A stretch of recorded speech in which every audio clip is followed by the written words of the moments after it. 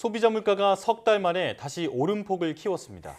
전기와 가스 등 공공요금이 역대 최대폭으로 인상된 영향이 컸는데요. 앞으로도 불확실성이 큰 상황이 이어질 것으로 보입니다. 조태현 기자입니다. 러시아의 우크라이나 침공과 이에 따른 가스 공급 차질이 이어지자 정부는 지난달 전기요금과 가스요금을 일제히 인상했습니다. 연료비 증가분의 일부를 요금에 반영하고 특히 대용량 사용자는 부담 능력과 소비 효율화 효과 등을 고려하여 추가적인 조정을 하겠습니다.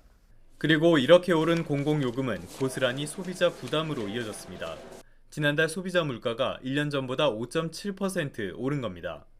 지난 8월과 9월 두 달 연속 둔화하던 물가 상승률이 지난달에 다시 커진 모습입니다. 특히 전기와 가스, 수도는 23% 넘게 상승해 통계 작성을 시작한 뒤 가장 높은 오름폭을 기록했습니다. 농축수산물과 공업제품, 외식을 포함한 개인 서비스도 치솟았습니다. 가격 변화가 큰 농산물과 석유류를 제외한 근원 소비자 물가는 4.8% 상승했습니다. 지난 2009년 2월 이후 13년 8개월 만에 가장 큰 오름폭입니다.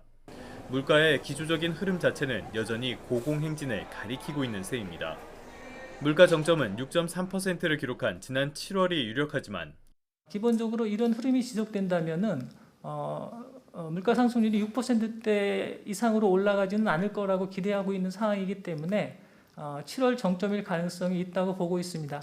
당분간 5%대 고물가가 이어질 가능성은 여전합니다.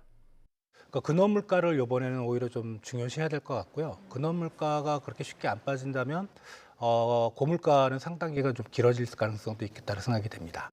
한국은행도 내년 1분기까지 소비자 물가 상승률이 5%대를 이어갈 것으로 예상했습니다. 이에 따라 오는 24일 올해 마지막 기준금리 결정회의가 관심입니다. 물가를 잡기 위한 강공을 이어갈지 아니면 부작용 관리를 위한 속도 조절에 나설지를 두고 고심을 거듭할 것으로 보입니다. YTN 조태현입니다.